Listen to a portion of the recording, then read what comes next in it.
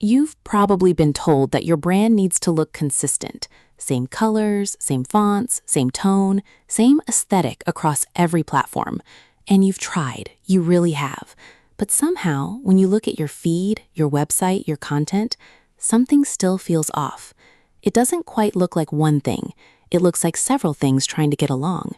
And the frustrating part is that you can't always name what's wrong. You just know it doesn't feel right.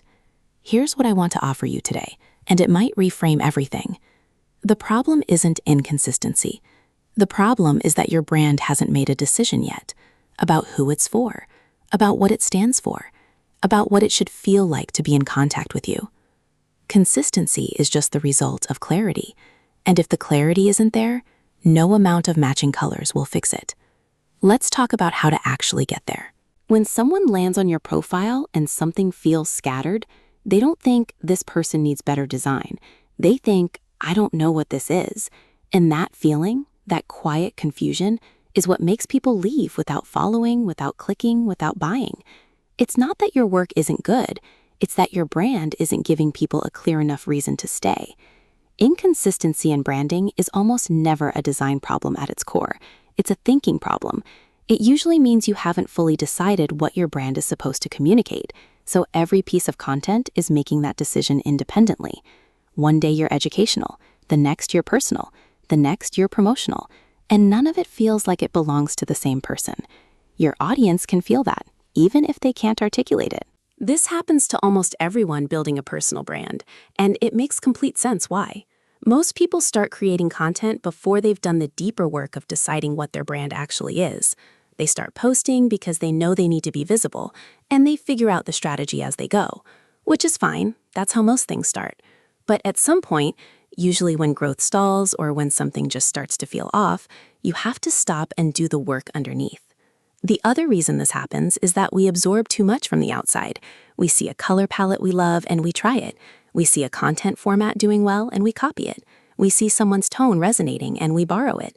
And slowly, without realizing it, our brand becomes a collection of things we admired in others, rather than a clear expression of who we actually are. That's not a failure. That's just a signal that it's time to come back to yourself. The shift happens when you stop asking, what should my brand look like? And start asking, what should my brand feel like? Because design is not really about visuals. Design is about feeling. It's about the experience someone has when they encounter your work, before they've even read a word. Does it feel calm or energetic? Warm or authoritative? Minimal or rich? Playful or serious? These aren't aesthetic choices, they're strategic ones, and they need to come from a real understanding of who you are, who your audience is, and what kind of relationship you want to build with them. When you get that clarity first, the visual decisions become easy.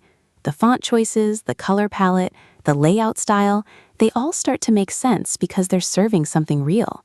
Without that clarity, you're just decorating, and decoration without intention is what makes a brand look undecided. So let's get practical. There are 3 decisions your brand needs to make, and the first one is the most important. Who is this actually for? Not in a demographic sense, not entrepreneurs aged 25 to 40. That's too broad to be useful. The real question is, what is the specific person feeling when they find you? What are they struggling with? What do they want to believe is possible? What have they tried that hasn't worked? The more clearly you can answer that, the more every design and content decision you make will naturally align. Because you're not designing for everyone, you're designing for someone. And that someone needs to look at your brand and feel immediately, this is for me. This person understands where I am. That feeling of recognition is what makes someone follow you, trust you, and eventually work with you. And it starts with knowing exactly who you're speaking to. The second decision your brand needs to make is what it stands for. Not what you offer, what you believe. Because in a world where everyone is creating content, the people who build real audiences are the ones who have a clear perspective. You know where they stand. You know what they're about. You know what they'd push back on. That's what gives a brand its backbone. For your visuals, this translates into choices that feel intentional rather than trendy. A brand that stands for clarity will look different from a brand that stands for boldness. A brand that stands for calm will feel different from one that stands for disruption. Your design should be a visual expression of what you believe, not just a reflection of what's popular right now. And when those two things align, when your beliefs and your visuals are saying the same thing, that's when a brand starts to feel truly coherent. The third decision is about experience. Specifically, what do you want someone to feel every single time they interact with your brand? This is the question most people skip, and it's the one that ties everything together. Because consistency isn't about using the same hex code everywhere. It's about delivering the same feeling everywhere. Whether someone reads your caption, watches your video, visits your website, or receives an email from you, the feeling should be the same. The voice, the pacing, the visual weight, the tone, all of it working together to create one coherent experience.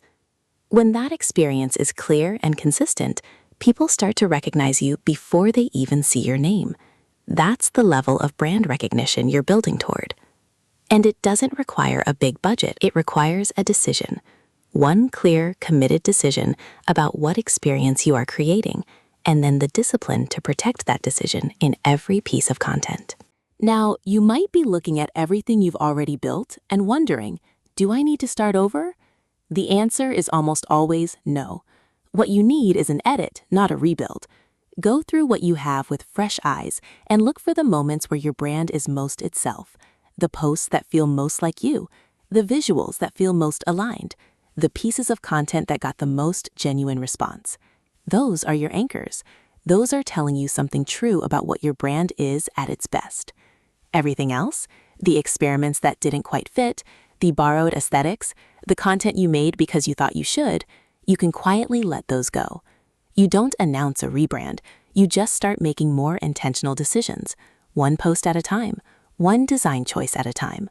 Slowly, the brand starts to sharpen, and people notice, even if they can't say exactly what changed. Here's the one thing I want you to do after this video. Open your profile, or your website, or wherever your brand lives, and look at it as a stranger would, someone who has never heard of you, someone who has 5 seconds to decide if they're interested. Ask yourself 3 questions. 1. What does this brand feel like in those first 5 seconds? Can you name the feeling in one word? 2. Is that the feeling you intended? Is it the feeling your audience needs to have in order to trust you? 3. Is that feeling consistent, or does it shift depending on the day, the format, or the mood you were in when you created it? You're not looking for perfection. You're looking for signal. You want to understand what your brand is actually communicating right now, so you can decide whether that's what you want it to say. That awareness is the starting point of every strong brand. Your brand isn't just your logo, colors, or content. It's the feeling people have after experiencing your work, shaped by countless small decisions that either reinforce your message or create confusion. The aim isn't to be everywhere, but to be unmistakable wherever you show up. When people see your work, even without your name, they should know it's yours. That clarity and consistency don't come from trendy design, but from deciding who you serve, what you stand for, and what you want others to feel. Make that decision and let every choice flow from it. If this resonated with you, subscribe, because this is the kind of thinking I'm here to share consistently. Practical, grounded, and built for people who are serious about what they're building. I'll see you in the next one.